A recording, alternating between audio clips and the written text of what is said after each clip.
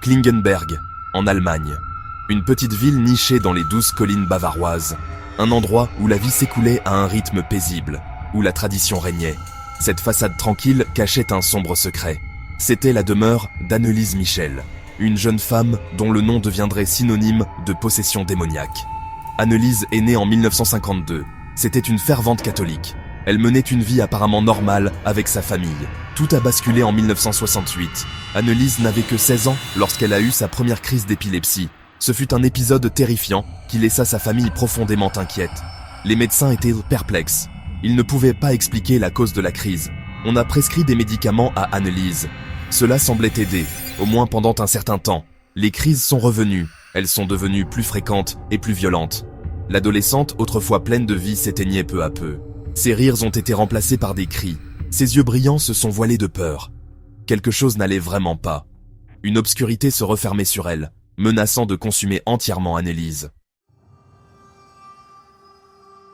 L'état d'Annelise s'est aggravé. Les crises sont devenues plus intenses. Elle a commencé à manifester des comportements étranges et inquiétants. Ses parents, soucieux, ont cherché de l'aide médicale. Ils l'ont emmenée chez différents médecins, espérant un diagnostic. Les médecins ont diagnostiqué chez Annelise une épilepsie du lobe temporal. C'est un trouble neurologique qui peut provoquer des crises et des hallucinations, mais les médicaments prescrits n'ont pas arrêté les symptômes. En fait, ils semblaient les aggraver. Le comportement d'Annelise est devenu plus erratique. Elle s'est repliée sur elle-même et est devenue dépressive. Elle disait voir des visages démoniaques. Elle entendait des voix chuchoter son nom. Les médicaments ne fonctionnaient pas. C'était comme si quelque chose d'autre la contrôlait. Sa famille, de fervents catholiques, a commencé à soupçonner que la cause du mal d'Annelise n'était pas médicale, mais spirituelle. Ils craignaient que leur fille soit possédée par une entité malveillante. Ce soupçon marqua un tournant.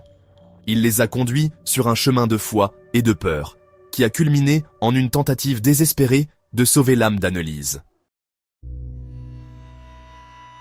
La famille d'Annelise s'est tournée vers l'église pour obtenir de l'aide. Ils croyaient qu'Annelise était possédée.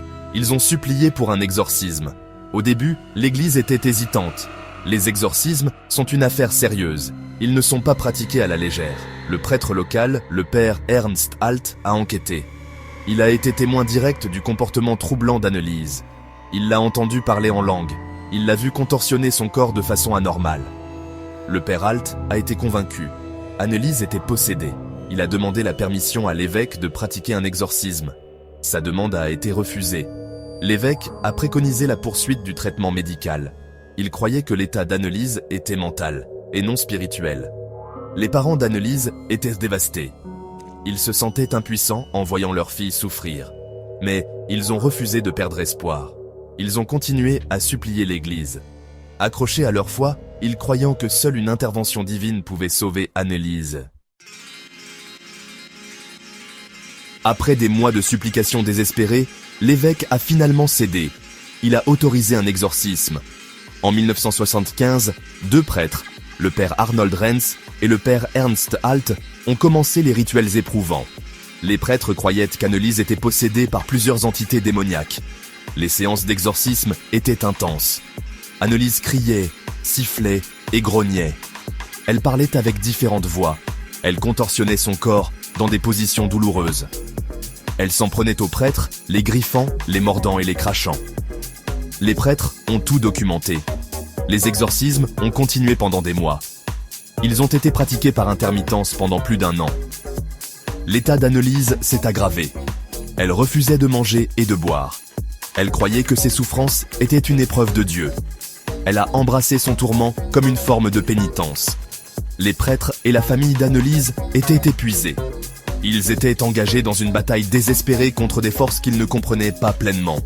L'air était saturé de peur, de foi et de l'odeur fétide du mal. Section 5. Voix des abysses.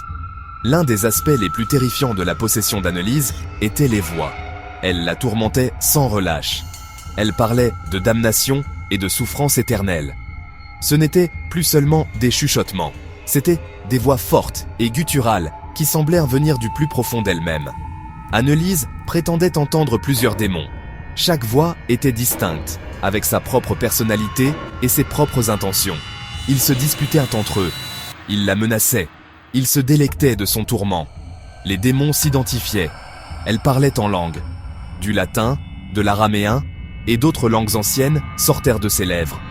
Des langues qu'elle n'avait jamais apprises. Les prêtres ont enregistré les voix. Ces enregistrements sont devenus des preuves effrayantes de la possession démoniaque. Ils sont étudiés par les enquêteurs du paranormal à ce jour. Ces voix n'étaient pas seulement les divagations d'un esprit perturbé. C'était quelque chose d'ancien, quelque chose de maléfique. Elles offraient un aperçu d'un royaume obscur qui existe juste au-delà de notre perception. En 1976, Annelise était émaciée. Elle était couverte d'ecchymoses et de marques de morsures. Elle était trop faible pour se tenir debout. Son esprit autrefois vif était brisé. Elle sombrait dans l'inconscience par intermittence. Sa famille et les prêtres ont continué les exorcismes. Ils étaient déterminés à la libérer de l'emprise démoniaque. Le 1er juillet 1976, Annelise Michel a rendu son dernier soupir. Elle est morte dans sa chambre, entourée de crucifix et d'eau bénite. Ses parents et les prêtres croyaient qu'elle était morte en martyr. Ils croyaient que ses souffrances avaient racheté son âme. Une autopsie a révélé une histoire différente. Annelise était morte de malnutrition et de déshydratation. Son corps avait été poussé à ses limites. Les exorcismes n'avaient pas chassé les démons. Ils avaient chassé la vie elle-même. La mort d'Annelise a provoqué une onde de choc en Allemagne. Elle a déclenché un débat sur la nature de la possession et les limites de la foi. Annelise était-elle vraiment possédée ou était-elle victime d'extrémisme religieux et de négligence médicale? La mort d'Annelise est devenue un événement médiatique. L'opinion publique était divisée. Certains croyaient qu'elle avait été victime d'une pratique médiévale. D'autres pensaient que sa mort était un exemple tragique de la puissance de la foi.